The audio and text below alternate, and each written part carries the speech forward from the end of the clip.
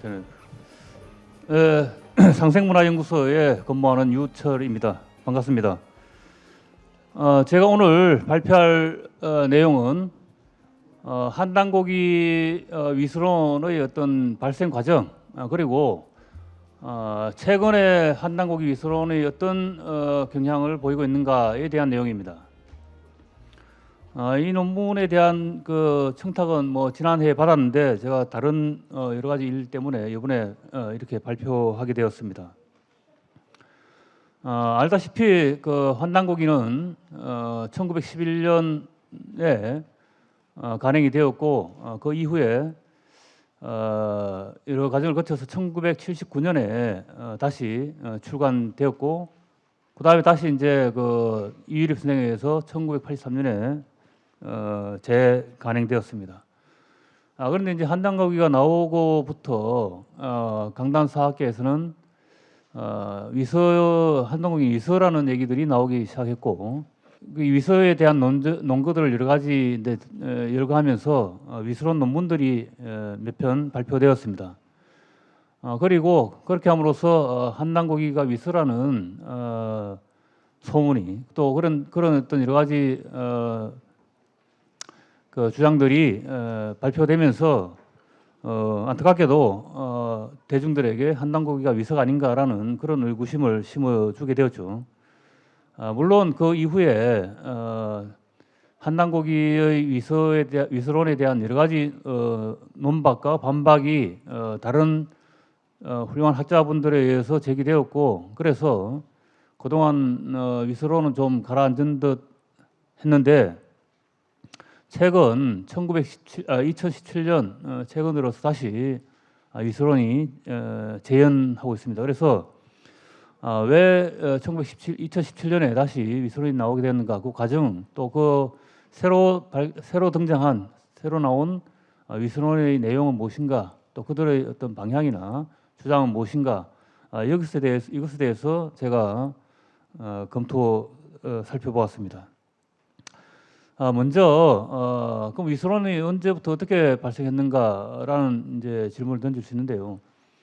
사실 그 위서에 대한 주장이 처음 나올 때 그때 처음부터 그럼 한단고기 위서다 이렇게 단정적으로 주장된 것은 아니고, 그때는 강단 사학자들에 의해서 한단고기 내용이 워낙 정통적인 어떤 상고사 고대 역사 학계의 입장과는 다르니까 이 책에 대해서 한번 검토를 해보자라는 그런 생각이 있었을 것이고, 해보니까 너무 다르기 때문에 이걸 좀 어떻게 의심 가는 부분이 많다, 이런 이제 생각도 들었을 것입니다. 그래서 제일 처음에 이제 그 1986년도에 이도학이라는 이제 고대사 전문자가 제야사서 한단고기라는 이제 글을 발표합니다. 근데 이 글에서는 사실 그 한단고기가 여러 측면에서, 그러니까 연고탑이라는 개념이 있고, 그다음에 근대 용어들이 몇 가지 보이고, 또 출간 과정에서 여러 가지 문제점들을 이제 쭉 살펴보면서 위서일 수도 있다라는 이제 의심을 하게 되는 거죠. 의심을 하게 되는데, 물론 이제 그 의심의 근거에 대해서는 그 이후에 다 어느 정도 눈박이 되었습니다. 문제는 이제 이도학이 이 글에서 처음에는 한단고기의 가치를 전면 부정한 것이 아니라 이 한단고기 이런 측면 때문에 우리 학계에서 가치가 있다라는 주장을 하게 됩니다. 특히 이제 그 태백일사에 나오는 내용 중에서 몇 가지들은 최근에 밝혀진 어떤 그 연남생 묘지라는 천남생 묘지라는 거기에서 새롭게 등장한 내용이기 때문에 그 이전에 나온 한단고기의 가치를 충분히 인정해야 된다는 거죠. 그리고 이제 이러한 어떤 한단고기의 가치는 더군다나 단군 세계의 내용과 단군의 어떤 강력으로 볼 때, 그 당시에 1980년대 그 당시에 중국에서 발굴되고 있던 고대 유적들, 접봉시의 유적들과 비교해서 충분히 함께 비교 검토돼야 된다라는 이제 주장까지 하게 됩니다. 그런데 이러한 어떤 처음에 한단고기 위서론에 접근하는 방식이 바뀌게 되는데, 그 결정적인 작용을 한 사람은 누구냐면은 조인성이라는 학자입니다. 이 사람은 한단고기에 대한 위서론에 대한 논문을 가장 많이 발표했고 또 여러 가지 이제 주장을 한 사람인데요. 1988년에 이제 논문을 발표하면서 한남고기가 위서이다라는 것을 여러 가지 다양한 이제 논거들 가지고 설명을 하고 있는데, 물론 88년 이 논문이 나온 이후에 다른 여러 학자들에 의해서 안창범이나 여러 학자들에 의해서 그 내용들이 충분히 반박되고 있습니다. 그런데 문제는 이제 그 이후에 또 이 아까 말씀드린 이도학이라는 학자가 다시 위서론을 발표하게 되는데, 문제는 이 한당 위서론에 대한 그 이도학의 입장이 1986년하고 90년대에 발표한 논문에서 서로 달라진다는 겁니다. 그러니까 초기에 이제 이도학이라는 사람은 이제 한남국에 대해서 제일 처음 먼저 논문을 쓰고 글을 쓰면서 이제 접근한 사람인데, 처음에는 한남국의 가치가 있다라고 얘기하고, 그래서 이것을 당시 고대 유물과 비교해서 연구해볼 가치가 있다라고 했는데, 90년대 와서는 오히려 조인성의 주장과 일치해서 한남고기는 1911년에 만들어진 것이 아니고 적어도 1923년 이후에 쓰여진 것이다라고 이렇게 전면 부정하게 됩니다. 그러니까 부정하게 되는 이유는 이미 88년, 89년 이때 위서론 논문이 발표되면서 강단 사학계에서는 한남고기가 위서라는 그런 어떤 안목의 묵시적인 어떤 일치된 의견이 있었다는 거죠. 그런 일치된 의견에 상반되는 다른 주장, 그것과 어긋나는 주장을 하기가 힘들었다라는 겁니다. 그래서 이도학은 결국은 이제 주류 사학계에서 얘기하고 있는 위서론의 입장과 자기 자신의 입장을 서로 일치하게 되는 거죠. 그 이후에 이제 조인성은 또 뭐 여러 가지 논문을 발표하는데, 사실 여러 논문들이 발표되지만 그 위서에 대한 논거들은 특별하게 또 새로운 어떤 논거를 발견한 것이 아니라 지난번에 논문에서 발표했던 것을 다시 한번 설명하고 뭐 이런 재탕 삼탕하는 그러한 내용들입니다. 그래서 더 이상 그 이후에 위서론에 대한 새로운 논거를 찾아내지 못하고 옛날에 했던 주장들을 반복하는 그런 내용들일 뿐이다라는 거죠. 그 중에서 특히 이제 문제 삼는 것은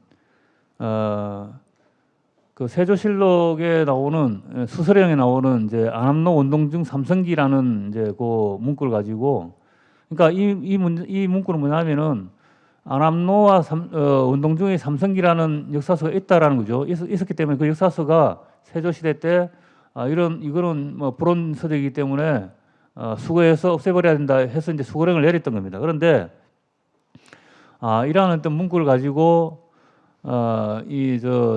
위서론자들은, 특히 조인성은 이 안암로 원동중 삼성기라는 것이 안암로와 원동중이란 두 사람이 쓴 삼성기라는 책이 있다라는 것을 해석하지 않고 안암과 원로와 동중이라는 세 사람의 성인에 대한 기록이다, 이렇게 해석한다는 거죠. 그 근거는 뭐냐면은 이제 뭐 다 아시는 얘기지만 신동국여지 성남에 나오는 내용을 근거로 하는 겁니다. 거기에 보면은 이제 그런 주장들이 나오죠. 제가 이 논문에서 거기에 대해서 자세히 이제 밝혀놨는데, 23쪽에 보시면은 뭐 거기에 대한 내용들을 쭉 적어놨습니다.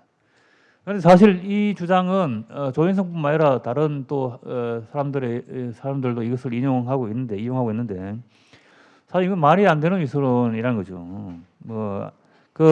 왜 말이 안 되는가에 대해서는 제가 쭉 적어놨는데, 문제는 이런 잘못된 위서론이 그 뒤에 또 다른 학자에 의해서 또 재탕, 상탕 이용되고 있다는 겁니다. 그런데 좀 더 발전된 논리를 발견하면 되는데 오히려 더 퇴보하는 그러한 어떤 위서론을 가지고 한남고기가 위서다라고 이렇게 주장하고 있다는 거죠. 그래서 참 어떤 의미에서는 좀 안타깝기도 합니다. 왜 위서론자들이 좀 더 공부를 해서 한남고기의 위서론구를 좀 쌈박하게 한번 찾아내보지 왜 못하는가, 이런 또 안타까운 마음도 들기도 합니다. 그 다음에 이제 쭉 넘어가서요, 제가 이 논문에서 그 한단국 위서론 논문들을 쭉 검토하면서 좀 느꼈던 점이 뭐냐면은 공통적인 의견이 이겁니다. 한단국이나 또 뭐 교원사나 그다음에 단기고사 이런 구한말에 나타난 이런 역사서들이 고대부터 내려온 역사서가 아니고 그 당시에 당군교가 당군 신앙을 위해서 만들어낸 어떤 창작된 역사서 이렇게 주장한다는 거죠. 그 당시가 일제시대이기 때문에 이 당군교에서는 항일의식과 민족의식을 고취시키기 위해서 만든 그런 어떤 역사서라고 합니다. 그러니까 이제 그렇기 때문에 이건 위서라는 거죠. 그런데 이런 주장까지는 뭐 그렇다 치더라도 그 이후에 또 다른 학자들 어떤 주장을 하냐면은 한남국의 몇몇 구절을 볼 때 이것은 애국주의적인 또 항일 민족주의적인 역사서가 아니고 친일류를 위한 역사서 이렇게 또 주장한다는 거죠. 친일적 민족주의라고 얘기합니다.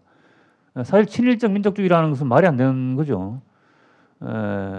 그래서 당군하고 친일하고 이게 어떻게 서로 연관이 됩니까? 그래서 말이 안 되는 이제 그런 어떤 조어죠. 말을 만들어낸 거죠. 그래서 이런 것들 가지고 비판을 한다는 겁니다. 그러니까 동일한 역사서의 한단국이 뭐 교훈사나 이런 책에 대해서 처음에는 일제시대 때 항일 의식을 고취하기 위해서 만들어낸 애국적인 역사서다 이렇게 비판을 하면서 그렇게 해서 만들어낸 책이다, 창작한 책이다 이렇게 하다가 나중에는 이제 이 한단국에 대해서 이것을 뭐 민족주의적인 애국주의적인 역사서라고 평가하는 것조차도 싫었던 모양입니다. 그래서 나중에는 그것도 아니고 이건 친일적 민족주의를 전파하기 위한 역사서 이렇게 또 입장을 바꾼다는 거죠. 그래서 특히 조인성은 뭐 그런 입장을 바꾼 대표적인 학자인데 이 사람 처음에는 한단국에 대해서 그런 어떤 애국주의적인 민족주의적인 역사서라고 하고 최근에 와서는 그렇지 않다. 이것은 친일적 역사서다 이렇게 하는 겁니다. 그러니까 자기 입장을 완전히 바꾸게 되는 겁니다. 근데 바꾸게 되는 것이 뭐 특별한 이유가 있어서가 아니고 그 중간에 다른 어떤 학자의 의견에 이제 뭐 동조를 해서 그렇게 하는 것인데 저는 그것을 보면서 한당의 위서론이 가지고 있는 그 논리 한계가 어떤 것인가 하는 것을 알게 되었습니다. 논문을 쭉 읽어보시면 여러분들도 제가 왜 이런 얘기를 하는지 충분히 공감할 거라고 생각합니다. 그 다음에 이제 두 번째 이제 최근의 경향. 그럼 최근에는 어떤 경향이 나타나고 있는가에 대해서 좀 간단하게 설명드리도록 하겠습니다. 사실 최근에 그 위서론이 다시 나타나게 되는 것은 작년 2016년, 2017년 이때 이제 드러나게 됩니다. 그럼 이제 그 새롭게 위서론이 나타나게 되는 이유가 뭐냐? 그 이유를 이제 보면은 이 새로운 위서론을 재현한 사람도 누구냐면 또 조인성이라는 학자입니다. 이 조인성은 가상 위서론에 대한 논문을 많이 쓰면서 또 위서론을 2017년도에 대해서 다시 발표하게 되는데요.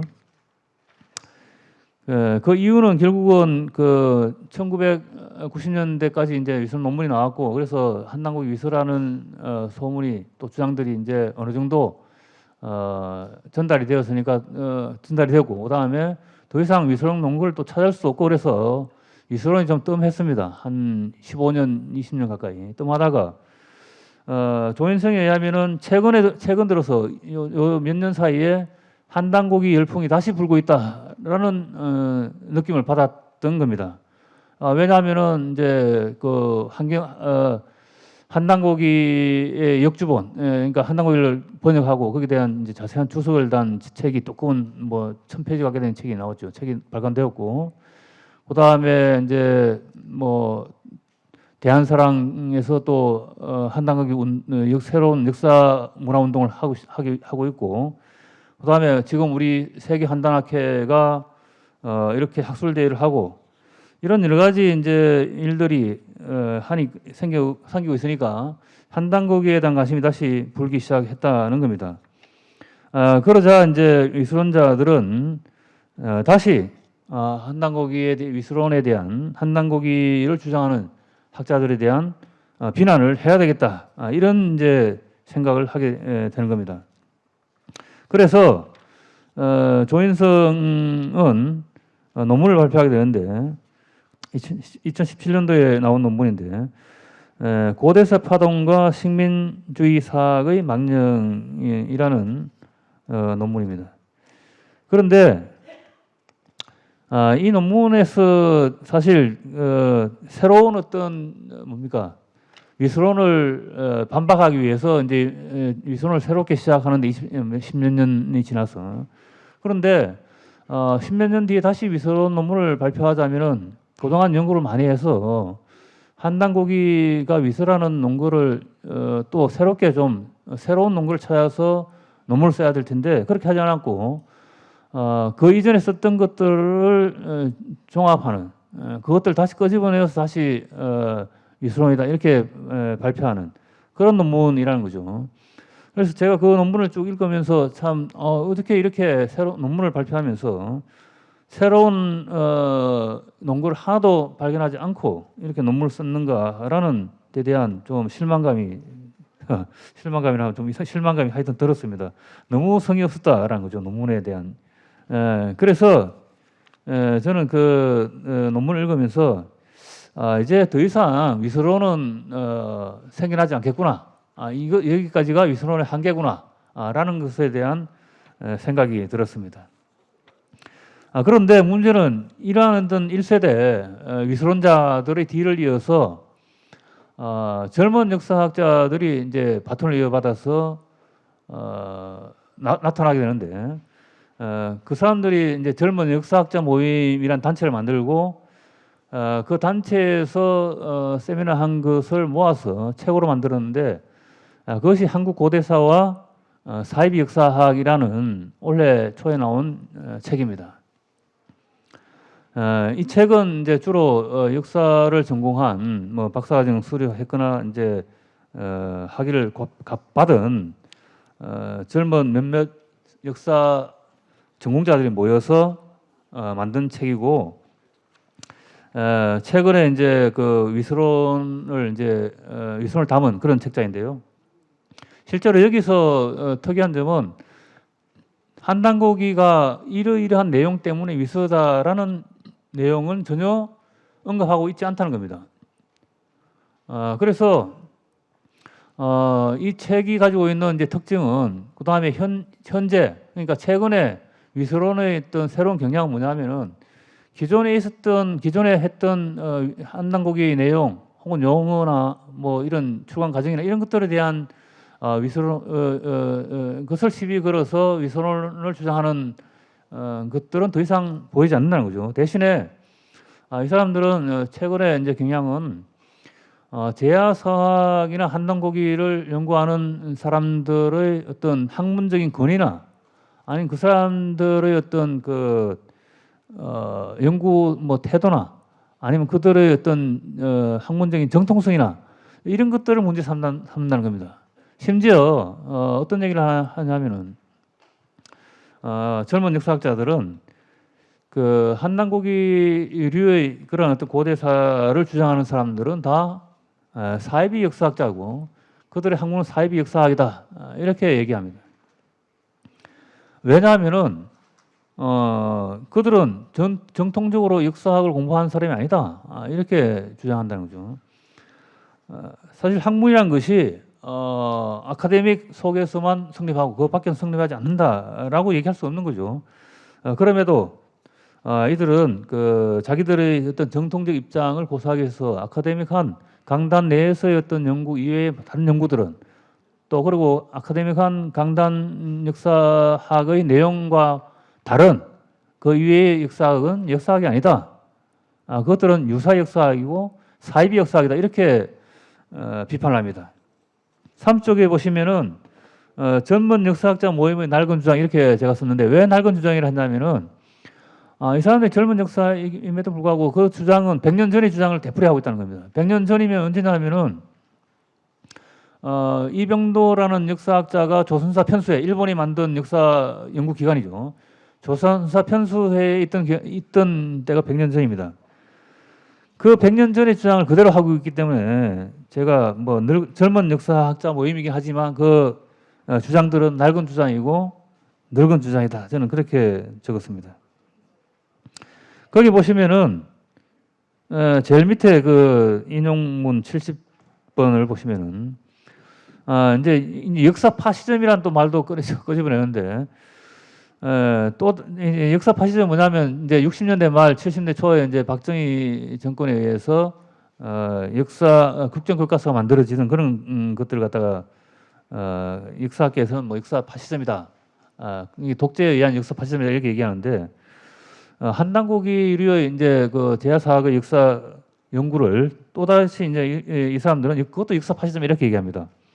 여기 보면 또 다른 역사 파시즘은 우리나라 상고사를 주된 연구 대상으로 하고 과거 국가 권력과 과거의 국가의 국력과 영토, 그러니까 고조선이나 뭐 우리 배달조선이죠. 국력과 영토에 대해서 이상적으로 집착하는 일련의 비합리적 행위들을 말한다. 이것을 갖다가 역사 파시즘이다라고 부르고 이를 사이비 역사학이라 지칭할 것이다. 이렇게 얘기합니다. 그러니까 이제 사입이란 말은 보통 이제 이단이다 이렇게 번역할 수 있는데 아니 학문의 역사에 자기들과 주장이 다르다고 해서 그것을 이단이다 이렇게 해서는 안 된다는 거죠. 할 수 없다는 겁니다.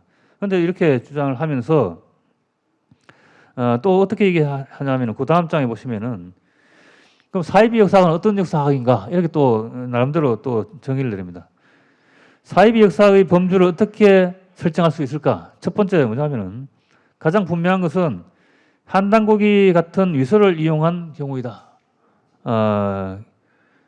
이 사이비 역사학이라는 거죠. 그 다음에 또 뭐냐면은 둘째는 학계의 통설과는 완전히 동떨어진 무리한 사료 해석을 통해서 상고시대의 거대한 영토를 전제하고 이를 증명하는 데 집착하는 사람이다. 참 이거 기가 찹니다. 이런 식의 주장을 합니다. 이런 주장의 원래 기원이 누구냐 하면 바로 일본과 중국의 역사 왜곡 학자들, 역사 왜곡, 식민사학과 중국의 그 뭡니까 동북공정에서 나오는 그런 얘기들이죠. 그래서 이 사람들은 그러니까 왜냐하면은 이 기존 강당사학이 주장하고 있는 것은 뭡니까? 고조선의 영토는 그다음에 이제 한사군은 한반도 내시장 반도사관이라는 거예요. 반도사관. 그러니까 우리 한국은 고대 이래로 이 반도에서 벗어난 적이 없다는 겁니다. 이건 누구 주장입니까? 일본 식민지 역사학자들의 주장입니다. 그 주장을 그대로 받아들여서 우리 역사를, 우리 영토를, 고조선의 영토를 요동이나 이 완주 대륙까지 넓혀서 강조하는 것, 주장하는 것은 그거는 사이비 역사학이다. 이렇게 비난하고 폄하하는 겁니다. 근데 이런 주장들이 누구 주장이냐 하면은 바로 1세대 역사학자들의 주장이죠. 그 32쪽에 보시면 중간에 제가 그 예를 하나 들어놨는데요. 이정빈이라는 이제 뭐 젊은 역사학자인데요. 이기백이라는 그 초기 1세대 역사학자죠. 이기백이 한 말입니다. 넓은 국토를 개척하여 군사적 강대국이 되어야만 위대한 국가가 된다라는 것은 역사관 자체로부터 벗어나야 한다. 그러니까 이 한당고기나 우리 고대 사서에 주장하는 것처럼 고조선이 강력한 넓은 영토를 가진 강력한 국가였다라고 주장하는 것은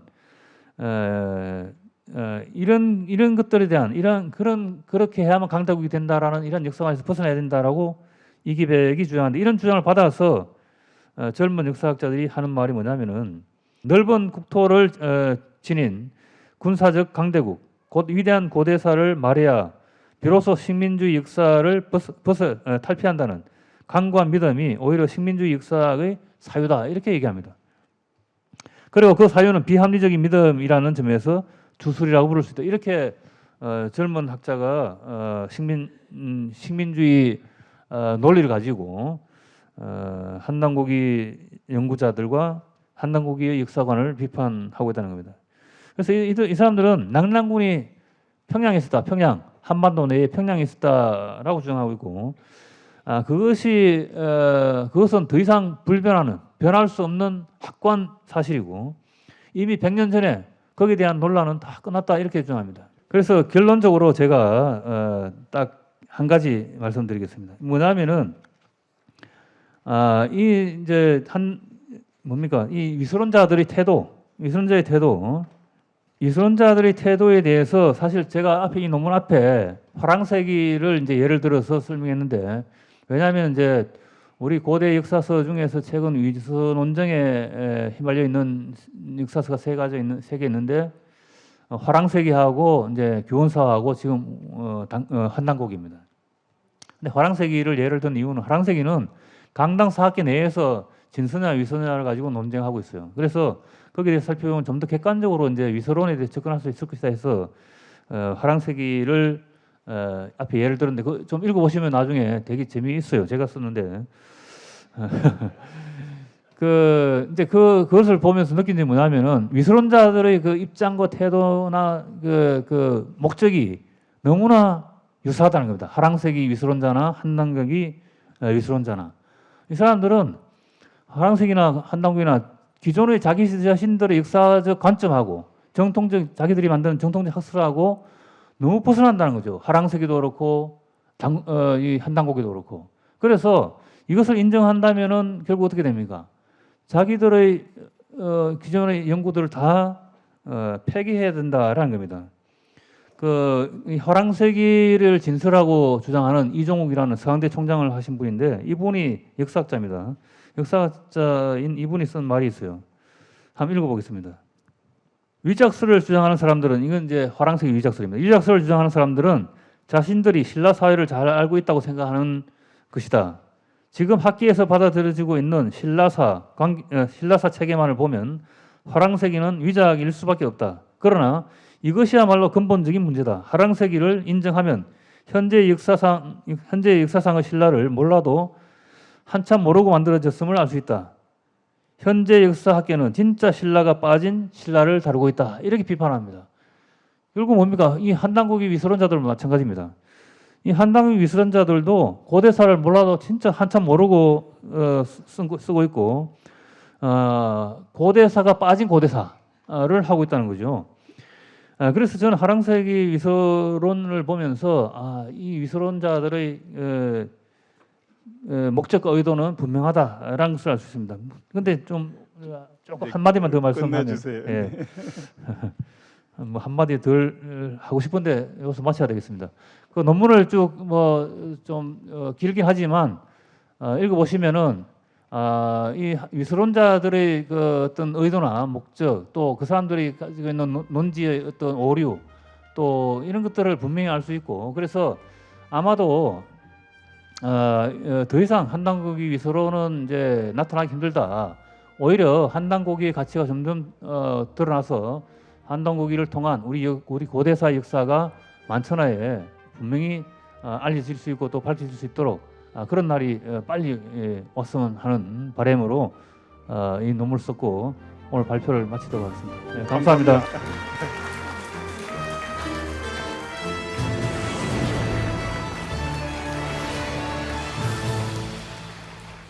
유철 박사님 강의 잘 들었습니다. 우리가 이 강단사학자들이 환단고기를 위서라고 얘기를 하고 있는데요. 우리가 그들에게 반박할 수 있는 길은 강단사학자들이 풀지 못하고 있는 난제라든가 이러한 문제들을 우리가 환단고기를 통해서 증명을 해서 환단고기의 가치를 스스로 세상 사람들에게 널리 알리는 것이 이 환단고기의 위서론을 잠재우는 길이라고 생각을 합니다. 바로 그러한 차원에서 제 논문이 구성이 되었습니다. 제 논문의 제목은 이 광개토 태왕 비문과 환단고기의 이 정합성이라는 겁니다. 뭐 말할 것도 없이 광개토 태왕 비문은 그 당시의 역사를 내용을 기록한 거기 때문에 그거와 환단고기가 정확히 일치한다면은 환단고기는 결코 위서가 될 수가 없는 것입니다. 자, 광개토대왕 비문은 고구려 제19대 왕인 광개토 열제의 공적을 그의 아들 장수 열제가 태왕 사후 2년 뒤인 414년에 지금의 만주 집안에 세운 비석입니다. 광개토 열제는 18세인 391년에 제위에 올라 39세인 412년 승하하실 때까지 22년 동안 제위에 계셨습니다. 남으로는 백제와 신라와 가락의 제국을 복속하고 동으로는 동부여, 서로는 모용시의 연 거란 평양을 정복하였을 뿐만 아니라 남쪽으로는요 대마도를 거쳐 일본 열도에 상륙하여 임나와 이회를 정복한 위대한 정복 군주였을 뿐만 아니라 경세 군주였습니다. 제 오늘 발표의 주된 부분은 광개토대왕께서 일본 열도에 상륙을 해서 일본 열도를 이 초토화시키는 이제 그러한 얘기가 주가 되는데, 제 얘기 핵심은 이것이 마멸되기 전에 탁본 속에 그 내용이 들어있고 유일하게 환단고기에만 광개토대왕이 일본 열도에 상륙을 해서 일본을 항복받았다는 얘기가 적혀 있습니다. 이게 정확하게 정합하고 있어요. 태왕비는 일본 참모본부의 마수에 의해 글자가 위조 변조되고 수많은 글자가 마멸되어 그 참된 모습이 제대로 드러나지를 못하였습니다. 그런데요, 1898년 운초 계연수 선생이 탁본을 떴어요. 이걸 우리가 이제 무술등본이라고 얘기를 합니다. 무술등본을 바탕으로 해서 138자가 복원되어 가지고 비로소 진면목이 드러나게 되었습니다. 자, 본 논문은 크게 두 부분인데요. 이 무술등본과 유승국 교수본 그리고 이제 시중의 통행본 등을 비교해서 가장 적합하다고 생각되는 내용으로 이 정본 광개토대왕 비문을 만들고 번역을 했어요. 제가 이 논문을 쓰려고 보니까요, 원문을 구할 수가 없어요. 원문을, 광개토대왕 비문 원문을. 그리고 사람마다 달라요, 내용이. 그래서 제가 이 세 판본과 일본석이라든가 문정창 씨의 책 등을 통해서 교감을 했는데, 물론 더 많은 책들을 참고했으면 좋은데 그건 이제 제 역량을 벗어나는 거여 가지고 그 세 가지만 했습니다. 그리고 이제 둘째는 환단 광개토대왕 비문과 이 환단고기에 관련된 내용을 비교해서 두 자료가 정확히 일치한다면은 이 환단고기가 진서가 된다. 위서가 결코 될 수 없다는 것을 증명하는 겁니다. 자, 7번이 그 얘기죠. 금성문의 내용은 그 당시의 사실을 기록한 것이므로 어떠한 사료보다도 우선시되는 1차 사료라고 할 수 있습니다. 그런데 놀라울 정도로 광개토대왕 비문의 내용과 환단고기의 기록은 정확하게 일치하고 있습니다. 이에 논자는 10가지 측면에서 태왕 비문과 환단고기의 정합성을 비교 고찰하여 환단고기의 진실성을 증명하여 그 위대한 가치를 드러내고자 하였습니다. 자, 광개토대왕 비문 정본 작업 및 번역을 했는데요.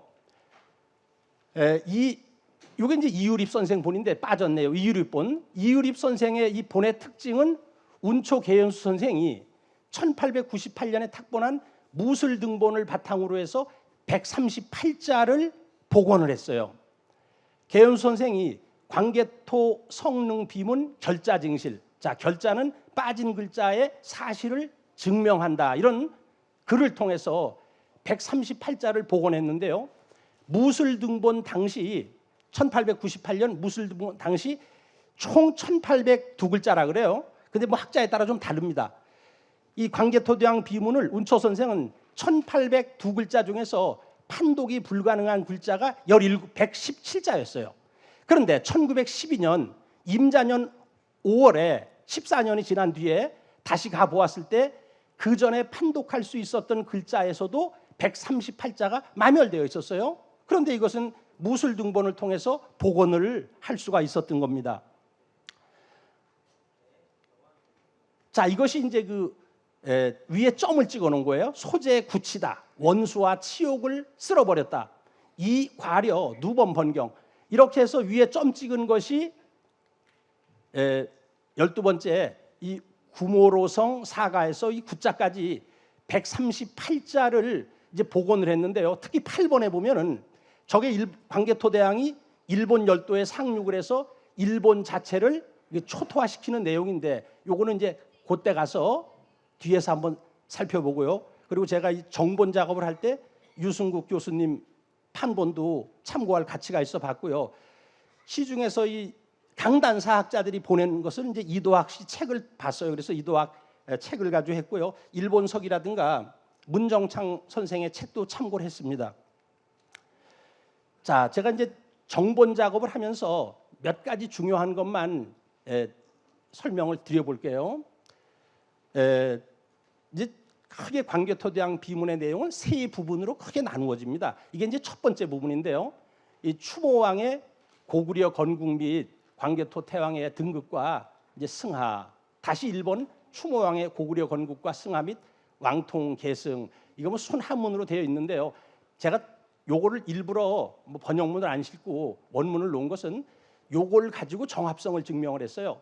유석 시조 충호양지 창기하에 생각컨대 옛날 시조 추모왕이 창기 나라를 건국할 때 출자 북부여로부터 나오셨다. 천재지자시오 모는 하백열왕이시니 불안강세하시고 생이유 성 뭐 덕자로 놉니다. 성덕하시니라. 쭉 나가다가 이 명가 순거 남하하실세 노유 부여 엄니대수, 그 길에서 부여의 엄니대수를 건넜다, 이런 말이 나와요. 그리고 쭉 뭐 나가는데 요거는 생략을 할게요. 그다음에 이제 광개토 대왕의 등극과 승하, 전지 17세손, 이게 아주 그 지금 강단사학자들이 풀지를 못하는 문제예요. 이건 환단고기만이 풀어주는 겁니다.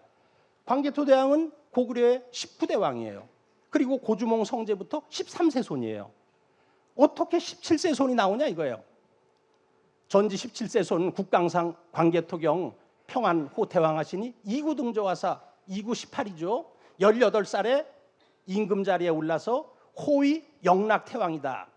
영락은 광개토 대왕의 연호 아닙니까?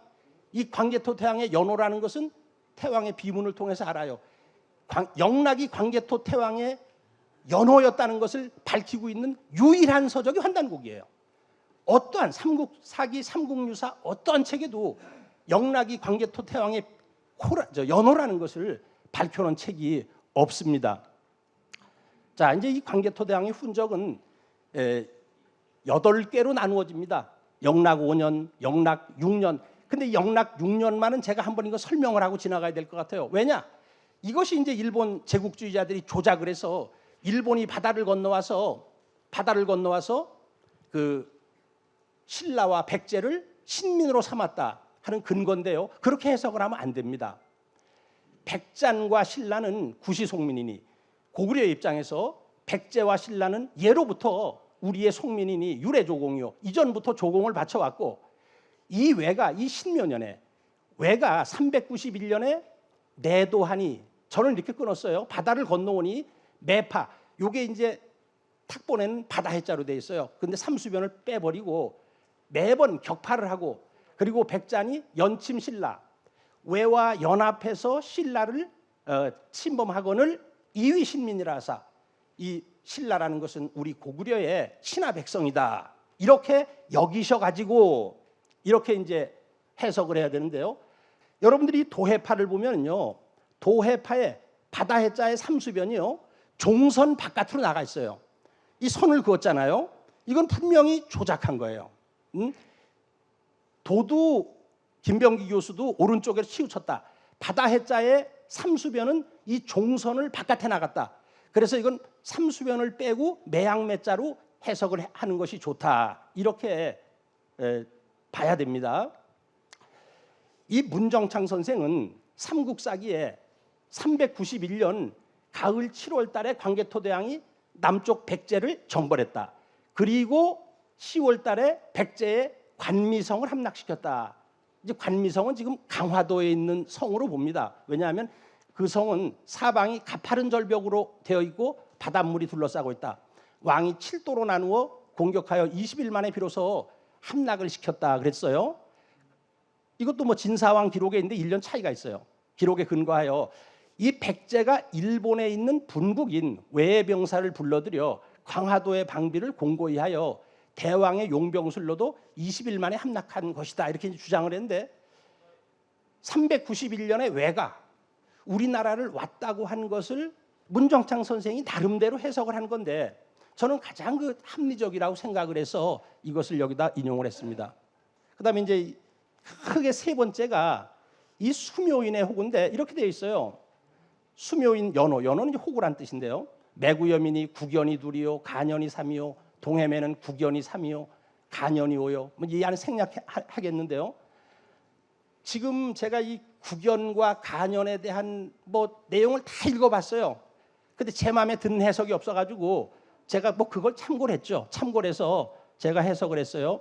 수묘인의 수는 이제 구민이 110가구, 신민이 220가구인데 국연이 30가구, 간연이 300가구로서 모두 330가구예요. 그 국연은 국도지연, 특히 왕릉의 주위에 거주하며 제사와 묘소의 관리를 담당하는 연호이고, 간연은 중국말로 칸제한데요. 집을 지키다. 자기 집에 살면서 사는 연호, 즉 지방의 자신의 집에 건주하며 비용과 제수의 공급 등을 담당하는 연호로 추정되고 있으며 각 성의 국연이 그 성의 간연에 대한 감독권을 가지고 있었던 것 같다. 이렇게 해석이 됩니다. 자, 그렇게 해서 이제 첫 번째, 이건 이제 여러분들이 그 논문집에 실렸으니까요. 광교토대왕의 그 정본 작업을 하고 번역을 했어요, 제가. 그걸 참고하시고, 그다음에 이제 이 광개토대왕 비문과 이 환단고기의 정합성, 정합이라는 것은 이 두 개가 정확하게 일치되게 합치된다는 뜻입니다. 10가지를 제가 보았는데요. 자, 출자 북부여. 저 자는 붙어자자예요. 북부여로부터 나오셨다는 거예요. 근데 강단사학자들은 이 해석을 못합니다. 이걸 어떻게 해석하느냐? 그냥 고구려 때 저 그냥 북쪽에, 부여의 어떤 북쪽에 있어가지고 북부여라고 했다. 환단고기를 공부한 분들은 뭐 당연히 알죠. 북부여는 이 고조선과 고구려를 연결시켜주는 나라였어요. 나라인데 강단사학자들은 전혀 그렇게 해석을 못하고 있습니다. 자, 여기에 태왕비에 생각하옵건대 옛쪽 시조이신 추모왕께서 나라를 창건하실 때 북부여로부터 나오셨다. 유석 시조 추모양지 창기하에 출자 북부여라. 근데 이제 현대 강단사학자들은 북부여의 명칭의 시작을 3세기 후반 이후에 고구려 사람들이 불렀던 타칭의 명사로 보고 있어요. 아니죠. 국호죠, 우리는. 예. 환단고기에는 북부여기가 있고 해모수 단군이 기원전 239년 임술년 4월 8일 북부여를 건국했다고 되어 있어요. 그리고 단군조선의 44대 그 구물 단군이 기원전 425년 장당경, 지금의 요령성 개원시에서 등극을 하여 국호를 대부여라고 했거든요. 그래서 이 대부여의 북쪽, 북부여의 건국자인 해모수는 이곳의 북쪽에 해당하는 길림성 설안의 웅심산에서 나라를 열고 후에 백악산 아사달, 지금의 길림성 장춘의 도읍을 정했기 때문에 이제 북부여라고 했어요. 그러니까 대부여의 북쪽에 있었기 때문에 북부여라고 호칭을 했던 겁니다. 그래서 광개토대왕 비문의 이 북부여를 환단고기가 아니면은 해석을 하지를 못합니다. 지금 강단사학자들은 한 명도 이걸 해석을 못해요. 출자 북부여를. 그다음에 이제 천재지자라고 얘기하고 하백열왕이라고 했는데요. 이것은 태왕비에도 나는 황천의 아들이요 모는 하백열왕이다. 그런데 북부여기에도요 고무서단군 쪽에 보면은 나는 천재의 아들이요 하백의 외손이다. 똑같이 나와요. 그다음에 세 번째 불안강세. 불은 알을 깨고서 세상에 내려오셨다. 이 태왕비에도 이렇게 나오는데 환단고기에도 똑같이 나와요. 이해 5월 5일에 우리가 이제 5월 5일을 광계절이라고 얘기하는데 이 고주몽 성제의 생일날이에요. BC 79년 고주몽 성제가 이민생 호랑이띠인데 기원전 79년 5월 5일에 태어나셨어요. 이민년 유아부인이 알 하나를 낳았는데 한 사내 아이가 껍질을 깨고 나왔다. 어쨌든 정말 껍질을 깨고 나왔는지 어머니 뱃속에서 태어났는지는 차치하고라도 광개토대왕 비문에 있는 내용과 환단고기의 내용이 일치하고 있다는 겁니다. 저는 여기에서 주장하는 것이 자 노유 부여 엄리대수 이것이 환단고기의 그 위서론을 잠재울 수 있는 위대한 기술이라고 저는 생각을 하고 있어요. 자, 태왕비에 보면은 도중에 부여의 엄니대수를 건넜다. 도중에 부여의 엄니대수를 경유했다. 그 삼국사기에는 엄사수라고 되어 있어요. 일명 개사수라고 되어 있고 삼국유사에는 엄수, 논형과 후한서에는 엄사수. 그런데 환단고기에는요, 여기에 동남쪽으로 달아나 도엄니대수. 삼국사기나 삼국유사보다 환단고기의 내용이 더 정확해요. 정확히 일치해요. 엄니대수를 건넜다. 그래서 저는 이 삼국사기의 엄사수, 삼국유사의 엄수보다 더욱 정확하게 환단고기는 엄니대수라고 삼수변을 여기 붙였죠. 엄니대수로 하였으니 환단고기의 정확성을 여기서도 확인을 할 수가 있습니다. 자, 전지 17세손, 이건 제가 환단고기 진서고에서도 발표를 했던 내용입니다. 자, 태왕비를 보면요, 대대로 왕위를 계승하여 17세손인 국강상 광개토경 평안호태왕에 이르렀다. 자, 전하여 17세손에 이르러. 그러니까 광개토대왕은 19대 왕이고 13세손이거든요. 고주몽 성제로부터. 17세라는 말이 전혀 풀리질 않아가지고 한국과 일본과 북한과 중국의 학자들의 논문이 100편이 넘을 겁니다. 근데 다 가짜예요. 다 엉터리야 그게. 환단고기를 보면은 말이에요, 그냥 대답이 나오는 거예요. 이 광개토대왕은 19대 왕이면 13세손이거든요. 그럼 어떻게 17세손이냐 이거예요. 여기 삼성기 상을 보면요, 개해년 봄정월에 고추모가 역시 천재의 아들로 북부여를 계승하여 일어났다. 단군에 예법을 회복하고 해모수를 태조로 받들었다. 굉장히 중요한 얘기죠. 사해모수하사 위태조. 이 해모수를 고구려의 태조로 삼았다는 거예요. 그러니까 북부여는 이의립 선생은 원시고구려다. 원시고구려다. 고구려는 본고구려다. 이렇게 이제 얘기를 했어요. 해모수를 태조로 삼아가지고 제사를 지냈어요. 자, 이제 이게 굉장히 중요한 얘기고요. 그다음에 이제 고구려국 본기를 보면은, 고구려국 본기를 보면요, 고리군왕 고진은 해모수의 둘째 아들이고 옥저우 불리지는 고진의 손재다. 이렇게 나와 있어요. 그래서 이걸 보면은 위의 내용을 보면 고주몽은 말이에요, 해모수 둘째 아들 고진, 고진의 손자 고주몽. 그러면 고주몽으로부터 해모수는 4대조 할아버지가 됩니다. 그러면 13세 손에다가 4세를 더하면 17세 손이 되는데, 광개토대왕 비문에서 고주몽 성제를 17세 손이라고 얘기한 것은 해모수 단군으로부터 따진 거예요. 고주몽 성제로부터 따진 게 아니에요. 그러니까 강단사학자들이 아무리 노력을 해도 북부여의 존재를 알지 못하면은 이건 해답이 나오질 않는 겁니다. 이건 환단고기만이 이 문제를 해결해 줄 수가 있어요. 환단고기가 얼마나 위대한 책입니까?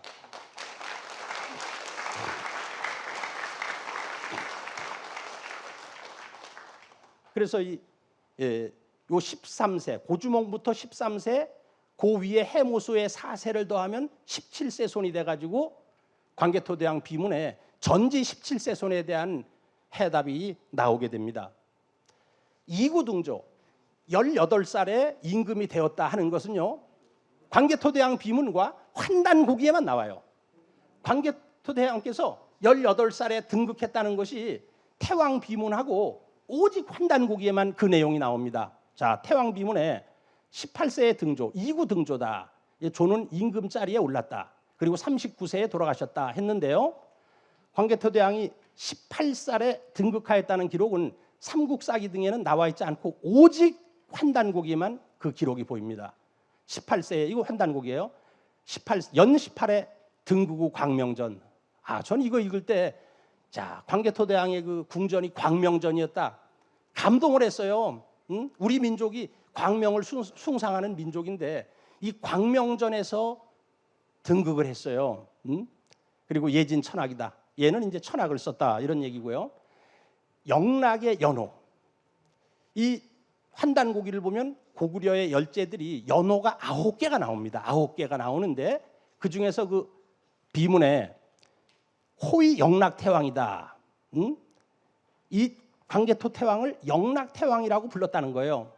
근데 영락은 광개토 열제의 연호인데 삼국사기에는 고구려 열제들의 연호가 한 번도 나오질 않습니다. 환단고기에 보면은 영락 10년 AD 400년 삼가라가 모두 고구려에 귀속되었다. 영락 10년에 삼가라, 이건 이제 대마도인데요. 진귀하라 하여 오직 광개토 열제의 연호가 영락임을 밝혀주고 있는 것은 오직 환단고기만이 그것을 밝혀주고 있습니다. 자, 급추지 임나 가라. 급히 추격을 해서 임나 가라에 이르렀다. 제가 여기서 임나 가라를 말씀드리려고 그래요. 이 대한민국의 강단사학자들이요, 임나와 가라를 가야와 동일시켜가지고 임나가라의 명칭을 전부 저 경상남도, 뭐 경상북도, 전라도에서 지명을 해가지고 논문이 수백 편이 돼요. 다 그 쓰레기통으로 들어가야 돼요. 임나의 십국이라는 것은 다 일본에 있는 건데 지금도 그런 논문이 나와요. 지금도. 제가 이 논문을 쓰기 위해서 검색을 했더니 뭐 임나의 십국이 저 대구 어디다, 뭐 창원 어디다. 논문을 쓰다가요 열받아가지고 못 써요. 열받아가지고. 지금도 어떻게 이 가야가 임나라는 거하고는 이퀄이 아닌데 다른 건데 지금의 강단사학자들은 그렇게 생각을 하고 있어요. 자, 태왕비를 보면 이렇게 돼 있어요.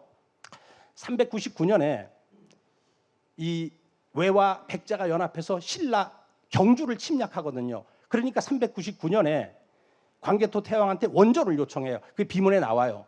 이제 400년에 기병과 보병 5만 명을 동원해가지고 공격을 하는데 태왕비를 보면은 고구려군이 도망간 외의 자치를 받아 바다를 건너 등 뒤로부터 협경을 하면서 급지 추격하여 임나가라의 종발성에 이르렀다. 섭적이 월하야. 월이라는 게 바다를 건너는 거예요. 협공해서 네배 배후에서 추격을 해서 급히 추격을 해서 임나가라의 종발성이라 그랬어요. 그래서 환단고기에는 임나와 가라 및 AD 400년 광개토 열제의 대마도 정복에 대한 정확한 내용이 기술되어 있어요. 자, 임나는 이게 이제 환단고기에 있는 내용인데요. 임나는 본래 대마도의 서북 경계에 위치하여 북은 바다로 막혀 있다. 그 대마도에 이게 다스리는 곳을 국미성이라고 했다. 지난 1월 달에 남창희 교수님이 주선을 해가지고 대마도 답사를 갔다 왔어요. 그런데 그 북쪽에 좌호천이 있고 좌호가라라는 곳이 제 느낌에는 여기에 국미성이 있었을 거다. 이렇게 이제 확신을 했어요. 대마도의 두 섬이 마침내 임나의 통제를 받게 되어 이때부터 임나는 대마도의 전체를 가리키는 이름이 되었다. 이게 환단고기의 주장이에요. 정확한 거죠. 그래서 옛날부터 구주와 대마도는 사만이 나누어 다스린 땅으로 본래 외인들이 대대로 산 곳이 아니다. 임나는 또 나뉘어 삼가라가 되었는데 이른바 가라라는 것은 중심이 되는 수읍을 부르는 이름이다. 이때부터 사만, 이때 사만은 이제 삼가라, 대마도에 있는 삼가라의 왕이 서로 다투어 오랜 세월이 지나도록 화해하지 못하였다. 좌호가라는 신라에 속하고 인이가라는 고구려에 속하고, 이건 북쪽이에요. 이건 중간입니다. 그리고 계지가라 남쪽이에요. 대마도에 백제에 속한 것은 이 때문이다. 그래서 이제 임나 십국이 있는데 임나 십국에 대해서 환단고기에는 삼국은 바다에 있고 삼국은 7개의 나라는 7개의 나라는 구주에 있다 그랬어요. 일본 육지에. 그래서 요건 이유립 씨가 고증을 한 건데 고증을 했는데 요거만 고증이 안 돼요. 고차국이 방택에 있었다. 그래서 임나 십국이 가라국은 대마도에, 사이기국은 일기도에, 자타국은 오도열도에 있었어요. 여기에. 그리고 이제 걸손국은 구류미, 산반하국은別府, 다라국은 웅본, 안라국은 아소산 남쪽에 있었어요. 졸마국은 연강, 임예국은 군기인데 9개밖에 고증을 못했어요. 제가 하나를 고차국 방택은 고증을 못했어요. 없어요. 아무리 찾아도. 자, 광개토 열제의 일본 정벌, 이게 사실 오늘의 핵심 부분인데요. 여기에 보면은 전부 훼손돼 있어요. 이 부분은. 그래서 신라성, 이 구주의 신라성인데 도성을 함락시킬 때 외적이 성에 가득했으나 외적이 무너지니 성이 쫙 이렇게 나오죠. 그래서 운초 개연수 선생이 네모나게 돼 있는 것이 다 고증한 거예요. 이게 무술 등본에 의해서 회복을 한 거예요. 그래서 이 회복을 한 걸 보면은, 이 내용을 보면은 외적이 감히 싸우려고 하여 록기탄, 탁순의 여러 적들과 함께 뭐 도모하다. 그 관병이 기선을 제압하여 곧장 탁순, 이 탁순은 지금의 박다 학가다죠. 시하고 자구는 담노도. 요거 대판 앞에 있는 섬이에요. 담노도를 거쳐 단마. 요건 효고현의 북부, 현재 풍강시, 양부시, 조례시 이런 지역을 이루고, 우구는 난파, 난이와를 지나 대판을 지나 무장. 그 무장이 근기동쪽 지금의 동경, 기옥현, 신내천현. 그리고 왕께서는 곧작 축사에 이르시니 모든 적들이 다 무너졌다. 그리고 드디어 군을 만들어 알라인으로 지키겠다 그랬거든요. 그래서 이것이 광개토대왕이 일본에 상륙을 해서 일본을 전부 신하의 나라로 만들었다는 환단고기에 있는 기록입니다. 이것이 일치하고 있어요. 그래서 이 고구려군의 그 진경로를 보면은 이렇게 와가지고 요 신라군, 지금 요게 함양군인데 옛날에 요게 신라군이에요. 여기 도성을 함락했어요. 그리고 배를 타고 세토나이까리를 지나가지고 이 담노도에 상륙을 합니다. 여기 담노도예요, 여기가. 그리고 좌구는 효고현의 북쪽으로, 우구는 동경까지 진격을 했어요.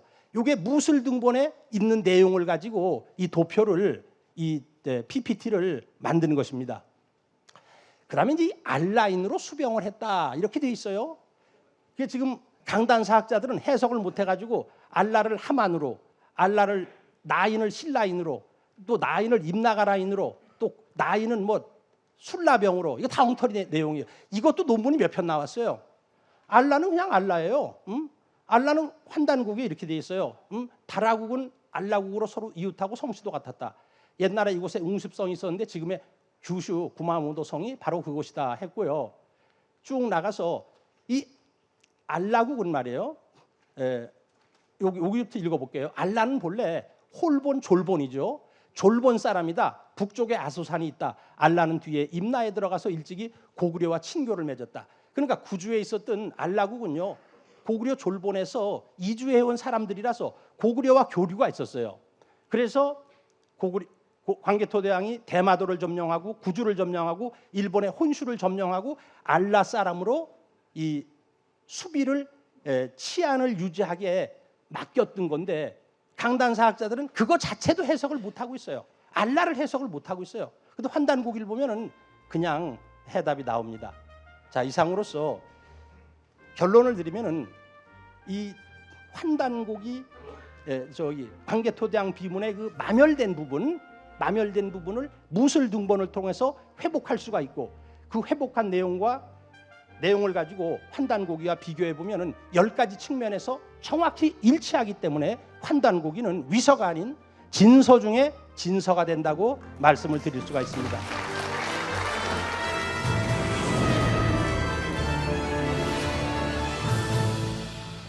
안녕하십니까. 이렇게 늦게까지 열과 성을 다해서 학회를 지켜주셔서 앞으로 세계 환단 학회가 세계적으로 무궁무진하게 발전할 것을 믿어 의심치 않습니다. 여러분도 그렇게 생각하시죠? 네, 감사합니다. 경주대학교 전 명예교수로 있었던 이강식입니다. 오늘 발표될 제목은 한국의 홍익인간 경영사상과 고조선 몇국으로 본 세계 문명과 환한 문명입니다. 보통 우리가 한국이라고 하면은 약 한 1만 년 전에 우리 고대 문명입니다. 그런데 이제 한국이 현재 고대 문명으로 잘 인식이 안 되고 있습니다. 그래서 이번 연구에서는 그 고대 문명, 세계 문명으로서의 한국 문명이 이제 더 연구돼야 될 필요가 있다. 그리고 그 한국하면은 또 홍익인간이죠. 보통 우리가 이제 고조선 당군 왕금의 홍익인간이다 이렇게 생각하는데, 실제 그렇지 않고 한국에서 환인천재께서 신시의 환웅천왕에게 내려주신 건국 이념, 경영 사상이 홍익인간이다 이거죠. 그래서 그 점을 좀 분명히 하겠습니다. 그러면 신시에서 홍익인간 정신을 구현할 때, 구현한 것은 이제 제세이화죠. 제세이화입니다. 그런데 그게 이제 포념 지표에서 잘 나타나 있습니다. 그래서 그것을 조금 살펴보고, 그 다음에 이제 그럼 고조선에서는 홍해 인간 사상이 없었느냐? 그건 이제 기록에 있단 말이죠. 그건 환난고기에 보면은 고조선에서도 홍해 인간 사상의 기록이 쭉 있습니다. 그것도 살펴보고, 그 다음에 이제 고구려 대진을 지나서 이제 대한민국 우리 그 교육법에 나와 있는 홍해 인간 사상도 같이 살펴보겠습니다. 그러면 이제 홍해 인간 정신이 한국에서 신시 고조선을 거쳐서 고구려 대진 대한민국에 이르기까지 면면이 일만에 내려오는 홍해 인간 정신이다 이거죠. 건국 이념이자 경영 이념이자 또는 인본주의 사상이다 이거죠. 그랬을 때에 맥국도 우리의 이거 아주 전통적인 고대 국가입니다. 그런데 그게 맥국도 역시 우리 역사에서 분명하게 편수가 되고 연구가 돼야 되는데 그 점이 좀 안 된 감이 있습니다. 그래서 제가 맥국과 그 예국, 그다음에 이제 그 맥국이 마지막으로 나타난 것이 춘천이죠. 그래서 이제 춘천하고 연결해서 그걸 좀 살펴보도록 하겠습니다. 그래서 특히 이제 맥국 마케팅 또는 춘천 마케팅, 문화 마케팅을 통해서 맥국 역사가 좀 더 분명하게 우리 국사에서 편수가 돼야 될 것 같습니다. 특히 맥국이 중요한 것은 제가 연구한 바에 따르면 이 맥국 예국, 특히 시경에 나오죠. 한호국, 한국, 우리와 같은 그 한국이 시경에 기록이 되어 있단 말입니다. 다만 이제 그 시경에 나와 있는 한호국은 그러니까 이제 주 무왕의 제후국으로 나와 있습니다.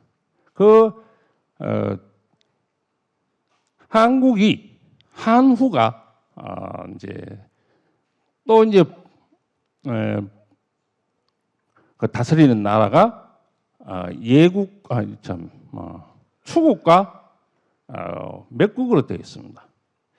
그러면은 한후가 다스리고 거기에 소속되어 있던 추국과 맥국, 그러니까 한국이죠. 한국의 위치가 어디냐? 그래서 이제 설랑설레가 역시 많은데 그건 그렇게 설랑설레할 게 없고 시경에 그 시가 나와 있습니다. 그 시를 보고 하는데 그 시를 보면은 지금 한국, 추국, 맥국이 어디 있었느냐? 섬서성, 그러니까 서안 지역에 있었다 이거죠. 그러면 그 항하강의 중류입니다. 중류고 그 밑에 한수가 있습니다. 한수. 그 이제 장강의 상류가 한수인데 그 한수 사이에 한후국과 추국과 맥국이 있었다는 거죠. 시경을 보면 나옵니다. 그럼 뭘 보면 되느냐면 양산. 시경에 보면은 양산을 찾으면은 그 세 나라의 위치가 바로 나오게 됐습니다. 그러니까 원래 중원 지역에서 출발한 한국과 추국, 맥국, 또 맥국과 이제 예국은 떠질 수가 없죠. 그 이제 예맥이 같이 나온답니다. 예맥국이 같이 나오기 때문에 이 세 나라 내지 네 나라가 그 자리에 계속 있었으면은 위치가 분명한데 그 이제 그 사서라든지 여러 기록에서는 그 나라가 이동을 한다 이거죠. 그 제가 연구한 거는 주로 그 이동 분야를 많이 좀 다루었습니다. 그래서 이제 어디로 이동을 하느냐 하면은 황하강을 따라서 쭉 동진을 하다가 그 다음에 그 산서성, 하남성을 따라서 쭉 올라가서 하북성, 지금 북경 지역이죠. 중국 기록에서는 어디까지 나타나냐 하면은 중국 기록에서는 이 예국이 어디에서 마지막으로 나타났냐? 그러니까 하북성, 지금 북경 지역에서 나타납니다. 천진, 북경 천진, 그러니까 북경과 연접하고 있는 것이 탁주입니다. 탁주. 탁주는 뭐 아시는 분은 아주 그 유명한 지역입니다. 뭘로 유명하죠? 신라가 탁주에서 출자했다. 연의 탁주에서 출자했다고 말씀하신 분이 이미 신라의 최치원 선생님이다. 최치원 선생이 그 신라는 탁주에서 출발했다. 그래 돼 있습니다. 그래서 제가 이번에 그걸 다시 찾아보니 그 최치원 선생님 말씀하신 것은 신라 탁수 출자론인데 제가 그 신라 탁수 출자론을 이미 이야기를 했는데 이번에 찾아보니까 그 탁수가 이제 지역이 넓잖아요. 넓은데 그걸 또 줄이면 탁주입니다. 탁주. 탁주는 지금 북경 밑에 현재 그 도시가 있어요. 탁주 중에서 어디냐 하면은 한성이 있고 거기에 이제 그 주위를 탁수가 흘러가는데 그러니까 최치원 선생이 말하는 탁수가 말하자면 지금 그 탁주시를 의미하지 않느냐. 그 탁주시에서 조금 더 동쪽으로 천진 쪽으로 보면은 한성이 있었다. 한성시가 있었고 그 지명이 지금도 남아 있습니다. 지금도 북경 밑에 랑방시 한촌으로 그 지명이 남아 있는 것을 제가 확인했습니다. 그래서 그걸 조금 더 줄여서 제가 이제 5분 논문에서는 신라 탁주 한성 출자론이다 그랬었습니다. 결국 북경에서 출자했다 이 말이죠. 북경 출자하면서 맥국도 같이 이제 그 지역을 통과해서 만주로 이제 이동을 했습니다. 만주로 이동한 것은 어디서 나오냐 하면은 규원사에 보면은 만주 송화강에 맥국이 건국했다는 것이 나옵니다. 그다음에 이제 삼국사기, 삼국유사를 쭉 따라가면은 마지막으로 이제 춘천에 그서 이름이 나타나고 그다음에 이제 중요한 것은 뭐냐 하면은 우리 그 기록보담도 춘천 지역에 내려오는 오랜 전승에 따르면은 왜가 춘천에 있었던 맥국에서 출자했다. 그렇게 기록과 전승이 나옵니다. 우리 사서에는 안 나오지만은 그렇게 나옵니다. 나오고 일본에서도 그게 이제 팔판신사가 그 흔적으로 보고 있습니다. 그래서 이제 일단 92페이지 첫말을 보겠습니다. 92페이지 첫말을 보면은 이 연구의 목적 그 밑에 보세요. 이 연구의 목적은 황국의 홍익인간 경영 사상을 통하여 신시 고조선 맥국을 거쳐 대한민국까지 관통하는 1만 년 경영 사상과 건국 이념을 살피보고 또 고조선 맥국이 이를 실천하기 위해 황하 중류의 하남성 서문 지역 그리고 섬서성 한성시에서 출자하여 북경, 송화강, 춘천, 일본에 이르기까지 건국하였음을 밝히고 그리고 고조선 맥국 문화 마케팅으로서의 춘천 문화 마케팅 전략의 핵심 방안을 구축하고 이를 통해서 맥국이 국사와 인류사에 차지하는 가치를 높이고자 하는 것이다. 그럼 그다음 그 옆에 페이지 보면 황국에서 대한민국까지 홍익인간 경영 사상입니다. 그래서 우리가 삼국유사 고조선에 기록된 고기에 보면은 여기는 분명히 한인 천재께서 환웅 천황에게 홍익인간 하라고 말씀을 하셨다 이죠. 그걸 이제 받아들인 것이 신시의 환웅 천황이시다 이죠. 그래서 그 기록은 이제 봉기 그러니까 제왕운기에 인용된 봉기에도 쭉 나옵니다. 그래서 그 문제는 이제 우리가 좀 아는 문제니까 살짝 넘어가겠습니다. 넘어가면은 우리가 이제 그 96페이지 보면은 포념 지표가 나옵니다. 그냥 제세 이화다, 홍익인간이다 이게 아니고 거기 포념 지표가 있는데 일신강충, 성통광명, 제세 이화, 홍익인간 이 단계가 4개의 단계로 나옵니다. 일신이 나의 깊은 마음 속에 혹은 나의 머리 속에 내려오시고 그 다음에 내가 가지고 있는 본래의 성품이 광명에 통한다 이죠. 그게 성통광명입니다. 나의 본성이 광명에 통해야 된다 이죠. 통한 연후에 뭡니까? 제세이화다 이죠. 세상을 올바르게 다스린다 이죠. 올바르게 해야 되겠다. 그런 연후에 뭡니까? 홍익인간이다 이죠. 이게 이제 포념 지표에서 정계와 회귀로 나와 있습니다. 그러면은 성통광명을 해야 제세이화를 하느냐? 그래서 그거는 이제 앞으로도 이제 이 교리를 더 공부를 해야 될 과제가 되겠습니다. 그래서 요 16자 포념 집회는 16자인데 이 16자가 결국 이제 우리 고대 천신교를 가장 함축적으로 잘 표현을 하고 있습니다. 그래서 이제 성통광명까지는 뭡니까? 불교로 보면은 상구보리고 제세2화부터는 이제 하와 중생이 되겠습니다. 이해되시겠죠? 이해되시겠죠? 물론 이제 성통광명을 해야 되는데 그거는 또 이제 별도의 공부와 수련을 통해서 해야 될 것 같습니다. 그다음 페이지 보면은 신시의 홍익 인간 경영 사상 쭉 넘어가겠습니다. 요거는 이제 우리가 잘 아는 문제니까 넘어가고 그다음에 고구려의 홍익 인간 경영 사상도 살펴보고 대진의 홍익 인간 경영 사상 그리고 대한민국의 그 교육법의 교육기본법에서 나타나 있는 홍익 인간 경영 사상을 보면은 되겠습니다. 그러면은 1만 년 우리 건국 이념이 홍익 인간으로서 이제 면면이 내려오게 되겠습니다. 그럼 이 홍익 인간 이 이념이 건국 사상이 교육 기본법에 들어가기보다는 제가 볼 때는 헌법 전문에 들어가야 되지 않겠느냐 그렇게 생각을 합니다. 그래서 그것은 우리가 이제 뜻을 가지고 꾸준히 노력하면은 또 좋은 기회가 올 걸로 보겠습니다. 그다음 그 밑에 보면은 이제 표 1에서 제가 그 지금까지 나왔는 주요 홍익 인간 기록을 다 망라를 해놨습니다.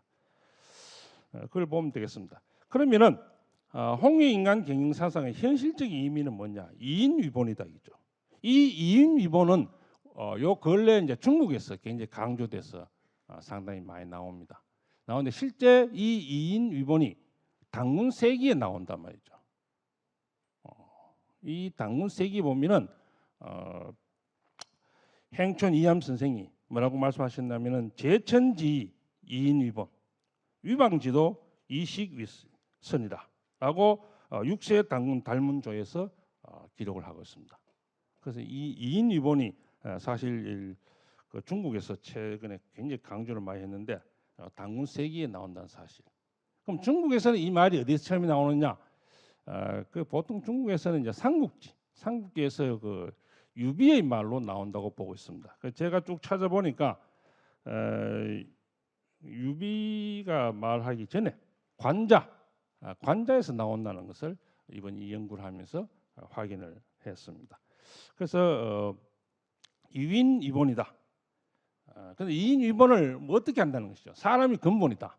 그러면은 거기 이제 106페이지 보면은 석유 황국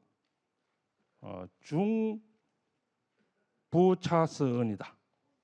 옛날에 오래전에 황국이 있었는데 그 국민들을 부유하고 또 많게 해야 된다. 그게 황당 곡에 2번 강조가 되어 있습니다.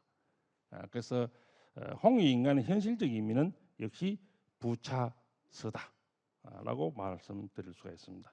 그다음에 쭉 넘어가면은 고조선과 맥국이 되겠습니다. 그래서 고조선을 개성한 것이 맥국이다라는 것이 제왕운기에 기록이 되어 있고 또 이제 우리 기록에서도 나옵니다. 그러면은 109페이지 보면은 당군 세기에서는 뭐라고 되어 있냐면은 이 맥국을 어떻게 이야기해놨냐면은 거기 보면은 두지주 예업이 반란을 일으킴으로써 그 추장 소신몰이를 참수하고 그 이후로 소신몰이 이름 따서 그 나라를 우수국이라고 했다 이죠.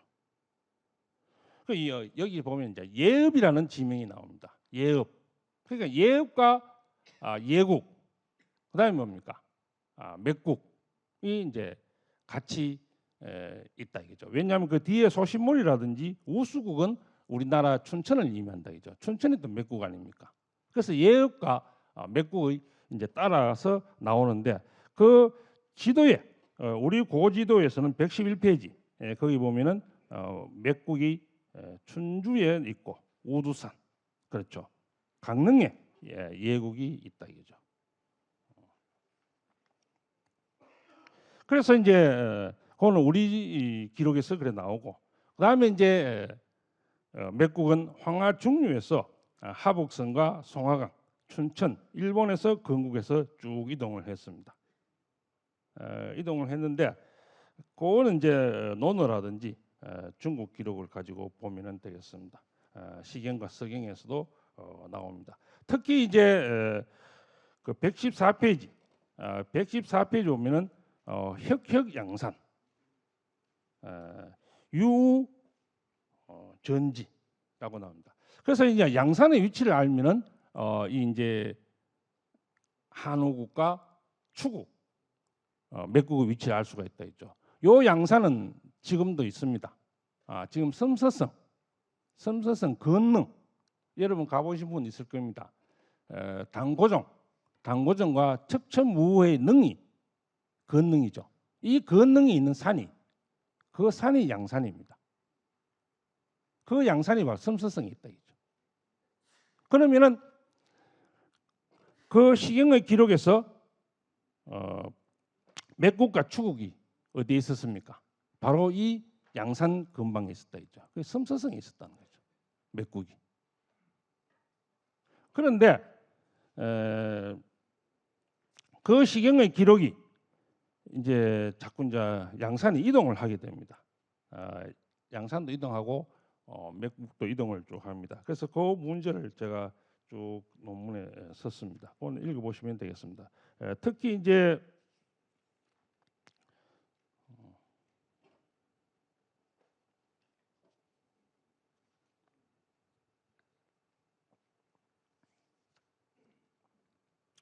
그 116페이지 중간에 보면은 맥국 제한수 동북 지근우연 멸지라 그렇게 되어 있습니다. 그래서 맥국이 한수 동북에 있었는데 땅이 옛나라에 가까워져서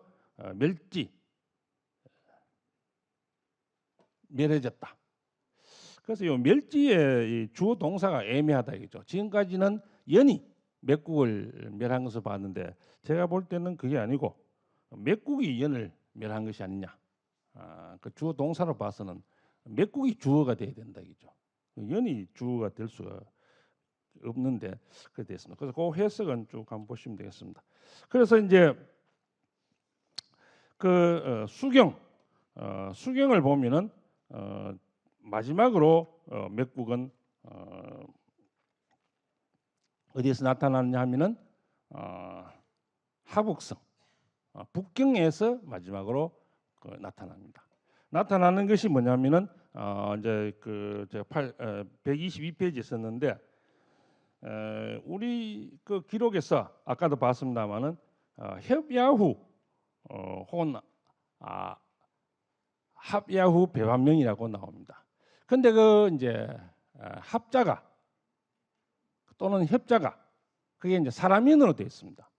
사람인으로 되어 있는데 그 사람인이 섬자가 될 수가 있다 이죠. 그럼 섬자가 되려면 사실 덜립자입니다. 섬자는 덜립자고 합자는 이제 사람인자인데 그 합자와 섬자가 혼용이 된다 이죠. 중국에서 그 중국 지도를 보면은 혼용이 되어 있습니다. 그래서 이제 우리가 지금 협야후라고 부르는 배반이 실제 뭡니까? 제가 말씀드리고자 해서는 섬야후다 이죠. 그럼 섬야후라면은 뭡니까? 중국 섬서성에서 출자했다 이죠. 그러면은 섬서성은 섬의 서쪽이다 이죠. 그럼 섬의 있었던 원래의 장소는 어디냐면은 하남성 섬현입니다. 하남성 섬현. 그래서 그 점을 제가 강조를 해서 맥국이 배반이 중국의 섬서성에서 출자했다 하는 것을 제가 썼습니다. 그래서 그것은 쭉 넘어가는데 그럼 그것뿐만 아니고 125페이지 보면은 일본 서기에서는 신무천왕의 어릴 적 이름이 협야다 협야. 그래서 우리 환단고기하고 일치하는 점이 아닌가 그렇게 생각을 합니다. 그래서 실제 단순히 전승으로만 나오는 것이 아니고 우리가 환단고기와 일본 서기를 깊은 구조에서 이해를 하면은 그 협자가 섬자가 되면은 그 실제 맥국에서 출자한 것이 입증이 될 수가 있다 이죠. 그래서 이 기록은 뭐 중국뿐만 아니라 일본에서도 좋아할 수 있는 기록인데 다만 일본 분들은 신무천왕을 역사를 안 보고 가공으로 본다 이죠. 그래서 그분들이 앞으로 어떻게 할지 또 지켜봐야 되겠습니다. 그래서 어쨌든 제가 연구한 것은 쭉 동천을 했는데 왜 동천을 했느냐? 왜 했겠습니까? 기록에서는 또 뭐 중국의 어떤 연구자는 흉노, 그게 험이죠, 험이. 험윤에게 밀려서 동천을 했다. 그래야 되는데 그래서 제가 말씀드린 것은 그게 아니고 홍익 인간의 이상을 실천하기 위해서 그래서 동천을 했다. 그렇게 해석했습니다. 이해하겠습니까? 예. 이해되겠습니까? 우리가 홍익 인간을 어떻게 해석합니까? 널리 인간 세상을 이롭게 하라. 근데 그 널리라는 게 무슨 뜻입니까? 종교적으로 보면은 이 세상 끝까지 말한다. 이 세상 끝까지 널리 인간 세계를 이롭게 하라 이거죠. 그러니까 맥국은 그 이상을 실천하기 위해서 동진을 한 거다 이거죠. 그래서 이제 제가 아까 그 섬자와 협자가 혼용이 된다 하는 것을 말씀드렸는데 그건 중국 지도에 보면은 그게 실제 혼용이 되고 있습니다. 그래서 그건 지도를 고지도를 올려놨으니까 보시면 되겠습니다. 특히 133페이지 보면은 그 중간 약간 좌측에 보면은 거기 그 섬주라고 있죠. 섬주라고 있는데 실제 한자는 어떻게 됐습니까? 사람인으로 돼 있다 있죠. 혹시 보이십니까? 거기 왜 그 강이 있고 섬이 3개 있잖아요. 그 밑에 보면은 섬주라고 되어 있습니다. 근데 그게 사실은 들립자로 써야 되는데 사람인으로 썼다 이죠. 중국에서도 고지도에서 다 혼용이 되고 있다 이죠. 우리가 협야유라고 하는 것이 실제로는 섬야후가 맞다고 볼 수가 있고, 그건 물론 이제 어느 게 맞느냐, 우리 사람인이 맞느냐, 중국 들립이 맞느냐 하는 것은 뭐 앞으로 또 계속 연구를 해봐야 되겠습니다. 그래서 그 점을 강조했습니다. 중국에서도 섬과 협이 혼용이 되고 있다 했고, 그다음에 맥국에서 출제한 일본. 자, 맥을 실제 그 사전상에서는 137페이지에 그림에 나오고 있습니다. 이게 맥입니다. 우리는 이제 없어졌는데 고대 기록에서 남아 있고, 그 사진이 그 다음 페이지 138페이지에 나와 있습니다. 그다음에 제가 필리핀에서 본 맥 도자기입니다. 그리고 이제 춘천 마케팅에서 춘천 문화 마케팅에서 맥을 좀 신성한 동물로서 캐릭터로 만들어서 그분들이 제시하면은 세계적인 문화 문물이 될 수 있을 걸로 봅니다. 그래서 그 점을 강조했습니다. 그러면은 이제 맺는 말입니다. 한국의 홍익 인간 경영 사상을 실천하기 위해서 맥은 동진하였고, 우리도 그 사상을 실천하기 위해서 무척 노력을 가일청해야 되겠다 그렇게 생각합니다. 대단히 감사합니다. 감사합니다.